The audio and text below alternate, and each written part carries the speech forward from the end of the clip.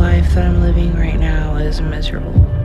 And just walking hurts because of all the strain on my body. My knees hurt, my back hurts, my ankles sting. I know Dr. Now is right, and that I've been abusing painkillers to the point that I've been risking my life every day.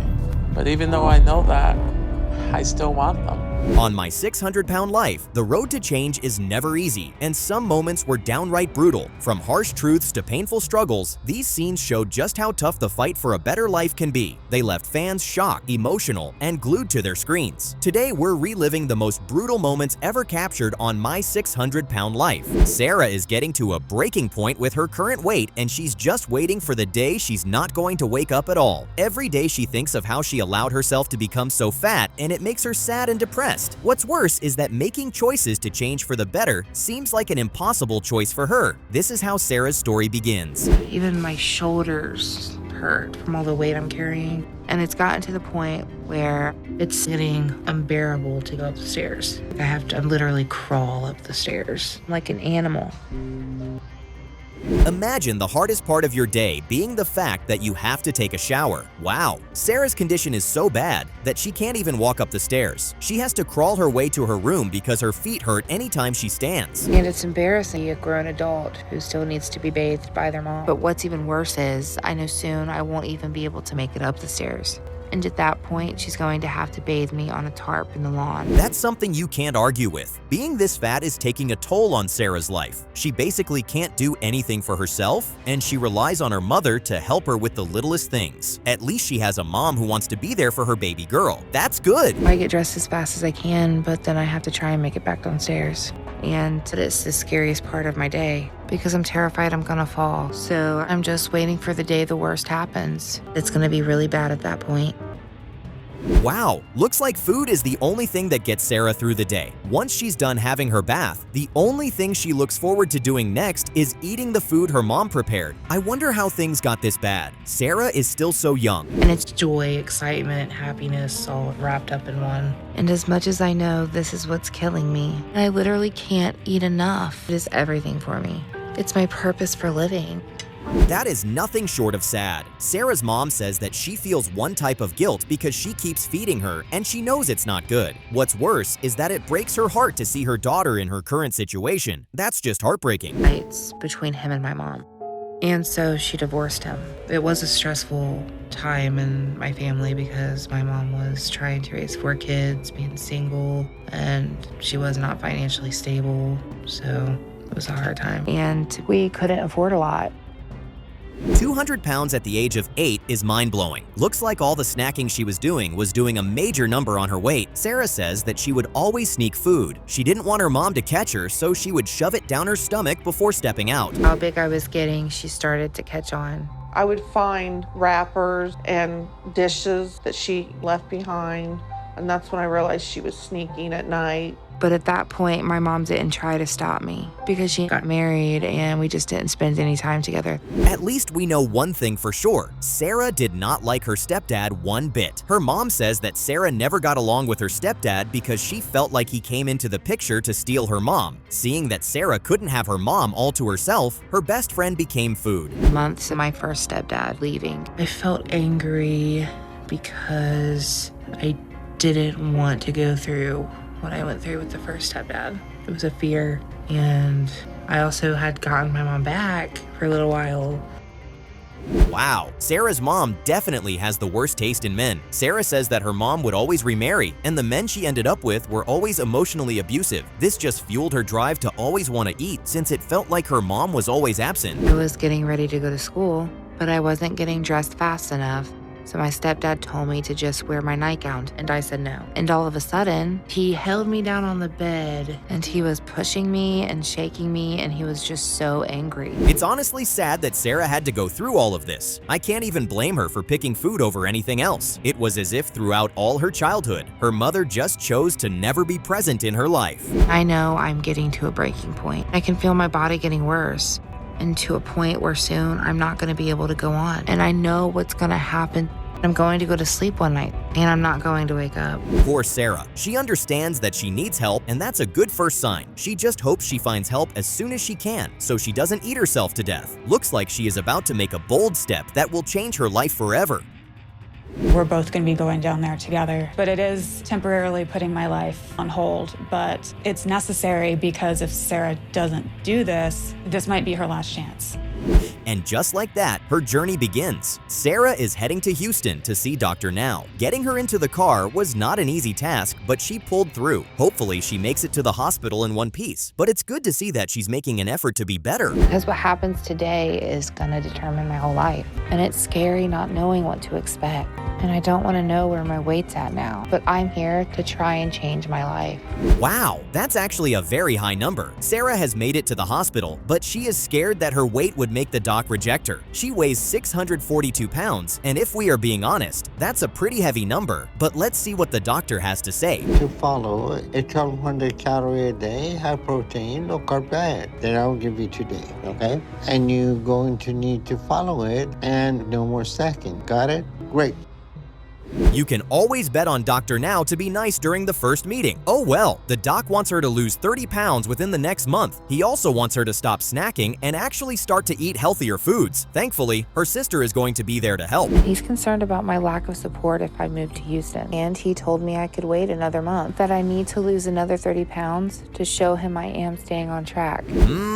Seems like she is at a crossroads. As you can see, Sarah has been working on herself, and it's impressive to see that she's burning down some weight. The only problem is that she needs to move down to Houston, but no one wants to move down with her to Houston. I'm headed to see Dr. Now for my follow-up appointment, and I'm extremely nervous. So much is riding on this. And I just know with all the tension between me and my mom and how hard it is for her to be down here, that she's not going to stay if I'm not doing this. Yup, that's very disappointing and sad at the same time because she actually put in the work to lose some weight. But let's not blame her. Her family hasn't been very supportive with her weight loss journey, and it looks like it's starting to affect her. At least 20-30 minutes twice a day. You think you can make all those changes? That's good because you have to do this. I'm gonna lose them. All right, I see you both in a couple of months. Sounds good. If you have any questions, call me. I'll see you later. As expected, Dr. Now was not pleased with her result. Dr. Now believes that she's making up excuses and she doesn't want to understand that losing weight is not an easy thing to do. If she doesn't start being serious, she might not lose weight at all. Especially in this weight loss journey, it's how can I be a support, but I don't want to enable you in things that aren't healthy. Yeah, I would like to become less dependent. Because what I'm looking for is for you all to feel loved and supported by one another in healthier ways. Well, that definitely sucked. Therapy didn't go so well. Sarah is still hurt that her mother can't remember the most painful moments from her past, and it breaks her heart that the one person she relies on can't even be there for her emotionally. That's sad. Sarah is feeling very nervous because she cheated on her diet a couple of times. And even if she didn't gain any weight, I'm sure she didn't lose any either. So I really don't think this appointment's going to go very well at all. I think the doc is also not going to like this result. Sarah lost only 14 pounds, and this is her third appointment with the doc. There's a high chance that she could lose her chance at getting surgery. Could this be the end? We'll do your surgery. Not, we're going to send you home. Don't think just because you have been prepped that we won't cancel your surgery, okay? So let's get you down to the scale. You were back up to 603. So your goal today is to be at or below 563. The list of things Chris is unable to do keeps getting longer every day. Getting out of bed every morning is one of the hardest things Chris has to deal with. His body is literally tired and is ready to give up on him at any point. Does he have what it takes to get better before his body gives up on him? We'll see. Here is how his story begins. I'm too big to sleep in a normal bed, so I have to sleep on a mattress 1 foot off the floor. And to get to my feet, I roll forward out of bed really fast, kind of like a somersault. I lean back and then I whip my legs forward and it just pulls the rest of me up to standing. Man, he must really hate his life at this point. Imagine having to go through all of this every single day. I would honestly lose my mind if I were in his shoes. It's amazing that he has not given up or allowed his weight to get the best of him. I wonder how he got this fat. I can't stand up in the tub for, 5 minutes at most before I end up sitting back down on the side of the tub. I'm trying to keep up with my own cleaning. but things lately been getting pretty bad. I live by myself. My ex and her husband sometimes will come over to help me. That's sad. Chris says that he lives all by himself, and sometimes his ex and her husband come to check on him. As much as he hates asking them for help, he doesn't have a choice. Asking for help makes him feel like a failure and is just heartbreaking. Because of the weight and the fat in between my legs, I can't stand up straight, so they're constantly pushing apart, which makes it really uncomfortable to stand in the kitchen for a long period of time, so I actually have to sit on a cooler that I sit on when I cook. Haha, I can't believe he called it going red. Chris says that when he prepares his meals in the kitchen, he uses his head and not his brain. That's why once he's done, he has so much food on his head. Once he starts eating, he can't stop himself. Phew, that's honestly not good. And my sister Crystal, if it was Taco Tuesday and mom happened to bring home a big bag of tacos, if you didn't eat as much as you could eat, they weren't there when you went back later. Well, that clearly explains a lot if we're being honest. Chris's mom says that she takes most of the blame because when Chris was a child, she never stopped him from eating as much as he wanted. Anytime his siblings could not finish their meals, Chris was the food bin of the family because he never liked to waste food. Drop off, some money or some food, and then she would come home for a couple days. She's just gone all the time.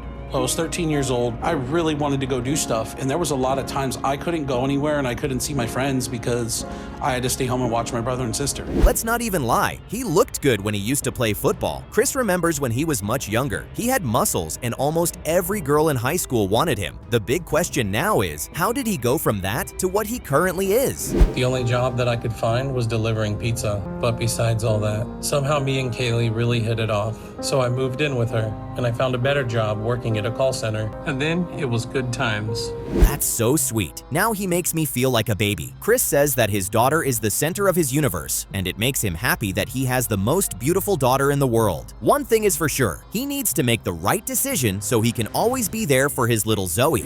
I think we just both knew it was coming. We decided to separate. There was no fight, but breaking up was hard on me. I would see Zoe, but I missed Kaylee. I didn't have anyone to do anything with anymore, so every night after work, I would just go eat food. Damn, that is something that would make most people break down. Chris says that his breakup with his ex took a toll on him. Aside from that, the company he worked for shut down, and he had to travel to another city to start all over. His best friend was none other than food. I was just completely blown away. I just lost the best job that I'm gonna get. I was making really good money, and that was the kind of the tipping point where I gave up. I'm up over 500 pounds at that point. His mom has got to be the best. Chris told her about his condition and everything he was going through, and his mom dropped everything she was going and decided to come meet up with him. No one can love you better than your mom, and this is a very good example. Well, you know now. Yeah, I do. look great, right? You always look great. You're my son, but yeah, that's hard. I can't speak, but you know what I mean. Awesome. It's good to see you, though. I'm glad to see you too, sweetheart. I could sit down here and listen to him and his mom talk all day. It's been 6 years since they saw each other, and his mom tells him that if he called sooner, she would have been here. Things might not have been this bad. Their bond will make you miss your mom, trust me. Are you gonna be able to do it? Yeah, I'm gonna take the blankets and, I don't know, maybe shove it in front of my knees so it's not, get a little So it has a padding little on the padding. dash. It hurts a lot. You about ready then? That's everything. Just You don't got let me it all? forget my wallet on the way out. All right, then let's go and go. Go and go. Go and be there, that's it. Bed again. You can't but love the fact that Chris has agreed to make the bold step. He is packing up things with his mother, and they are about to make the drive to Houston to see Dr. Now. Looks like his mom coming to see him was a good influence. Yeah. We better hurry up and get to Dallas. Outside of mom's driving and that crucial storm moment, my knees and my legs and my back are in so much pain. I need to get out. I need to lie down and rest. Somehow, it doesn't come as a surprise that they have to break the journey. Chris says that his body is starting to hurt a lot and he needs to rest before things get out of hand. At least he has his mom to keep him company. She seems to be a really fun person. I wish my mom wasn't going to see my actual weight. I'm embarrassed for her to see it. She already knows I'm over 600 pounds. I just hope it's not a lot higher than that. Wow, 620 pounds is a lot. Chris gets to the hospital and he is finally able to check what he weighs. He is on the high side and you can see the fear written all over his face. I'm sure he feels like Dr. Now won't want to help him out. But let's see how the meeting goes. Get you food to avoid. This is all gonna be up to Chris. And the question is, with his mom coming back in his life, if she's gonna be the support he needs, or she's gonna end up enabling him. Hopefully, both of them are serious about what they are saying. Well, that concludes the first meeting Chris will be having with Dr. Now. The doc wants him to lose 80 pounds in 2 months and also wants him to work on his eating habits. He assured the doc that he was going to meet the target. Is he up to the task? We had a lettuce wrap with like a bunch of stuff in it, which the stuff he had in it, I didn't really like it. I only had the ham and 4. All right, and clean up? Yeah. All right.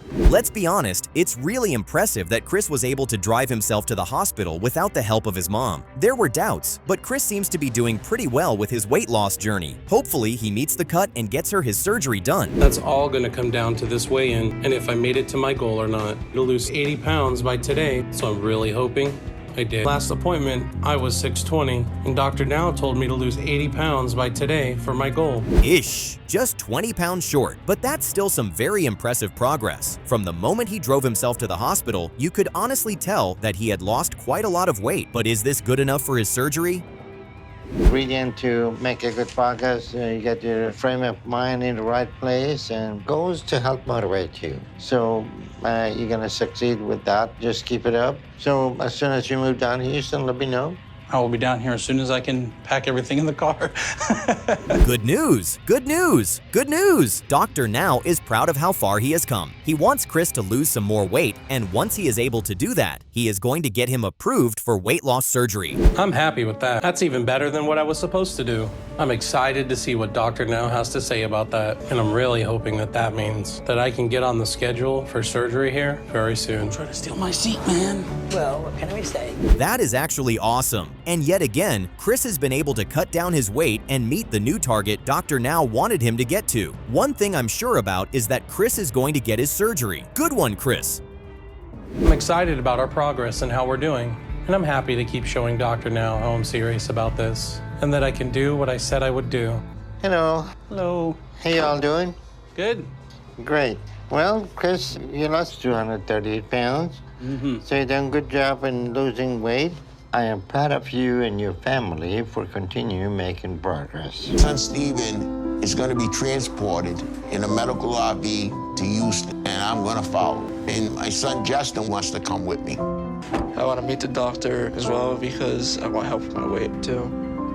From what I understand, Stephen Asante suffers from severe psychological issues. From the very beginning, we are dropped headfirst into a family crisis that feels more like a circus than a medical journey. Stephen, an overgrown child trapped in a man's body, is being transported to Houston by ambulance while his weary father and brother Justin trail behind him. Dr. Now wastes no time warning us that Stephen's psychological problems are severe, and the proof comes instantly. Stephen whines into the phone about being hungry, manipulating his father from miles away. It's dysfunction dialed up to maximum chaos, promising nothing but explosive drama ahead. I'm in a lot of pain, and I can really use some pain medicine. Stephen is casually asking for some pain medication, but his body language shows that he really wants it. Is this Dilaudid? Yep. Pain medicine. Have you had this before?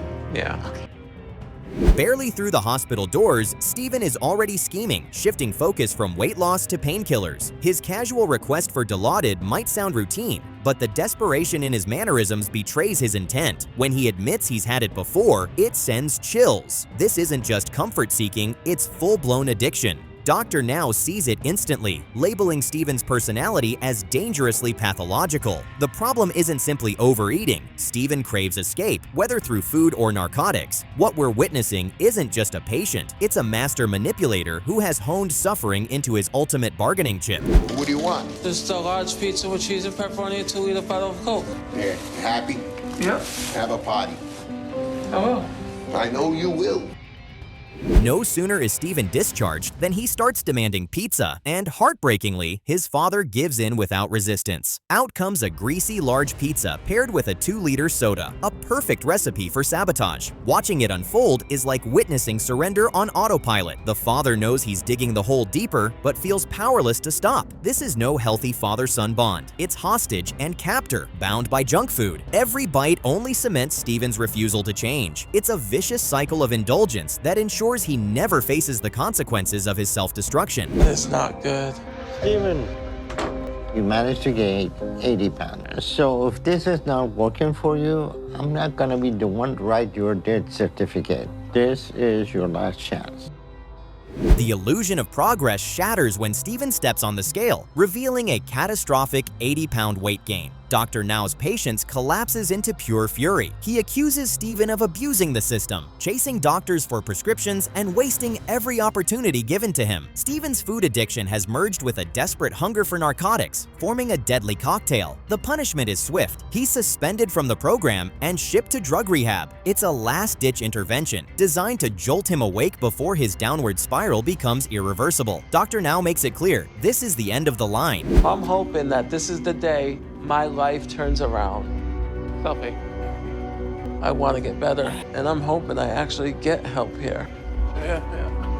But this is still one of the scariest things that I've ever done. Stephen calls his rehab center the gates of hell, and within minutes, he proves why. His first group session is a display of manipulation, where truth is bent into half confessions. He acknowledges his dependency, but cloaks it in excuses, claiming he only used prescriptions that were technically legal. He presents himself as cheerful, even happy, a performance so hollow it borders on delusional. There's no sincerity, no humility, just a man rehearsing his lines to charm his way through recovery. But beneath the grin, the reality is clear. Stephen has no intention of dropping the mask.